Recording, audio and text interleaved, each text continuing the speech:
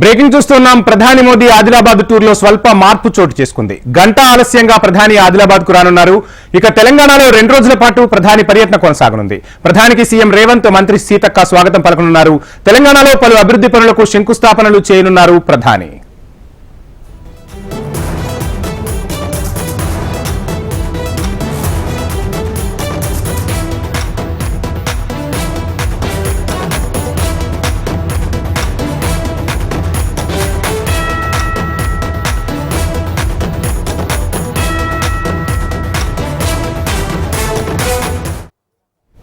ప్రధాని మోడీ ఆదిలాబాద్ టూర్ లో స్వల్ప మార్పు చోటు చేసుకుంది. గంట ఆలస్యంగా ఆదిలాబాద్ కు రానున్నారు ప్రధాని. ఇక తెలంగాణలో 2 రోజుల పాటు ప్రధాని పర్యటన కొనసాగనుంది. ప్రధాని పర్యటనకు సంబంధించిన లేటెస్ట్ అప్డేట్స్ మా ప్రతినిధి శ్రీనివాస్ అందిస్తారు. శ్రీనివాస్. మంత్రి ఆదిలాబాద్ జిల్లా కేంద్రంలో ప్రధాని నరేంద్ర మోదీ బహిరంగ సభకు సంబంధించి పర్యటనకు సంబంధించి ఏర్పాట్లను కూడా పూర్తయ్యాయి.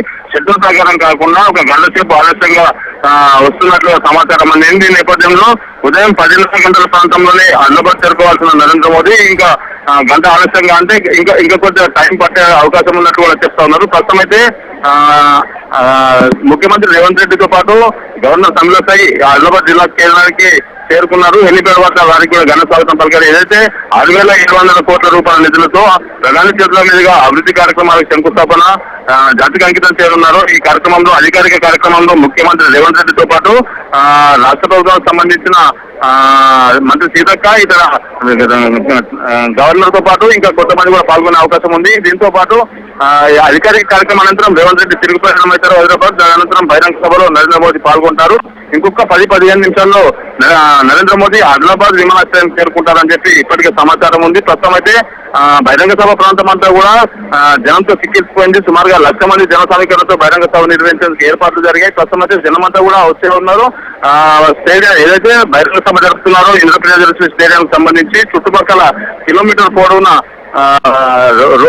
రహదారిపై వాహనాలు ఎక్కడికెక్కడ నిలిచిపోయాయి. జనం కూడా భారీగా నిలిచినట్టుగా సమాచారం అందుతుంది. ప్రస్తుతం అయితే ఎంపీ అభ్యర్థుల అనౌన్స్మెంట్ అనంతరం 2 రోజులైతే ఎన్నికల ప్రచారానికి శ్రీకారం చుట్టేందుకు ప్రధాని మంత్రి స్వయంగా ఆదిలాబాద్ నుంచే క్యాంపెయినింగ్ స్టార్ట్ చేయబోతున్న నేపథ్యంలో ఇప్పటికే ఏర్పాట్లన్నీ కూడా పూర్తయ్యాయి. ప్రస్తుతం అయితే నరేంద్ర మోదీతో పాటు రేవంత్ రెడ్డి కూడా అధికార కార్యక్రమంలో ఒకే రోజు పాల్గొంటున్నాం.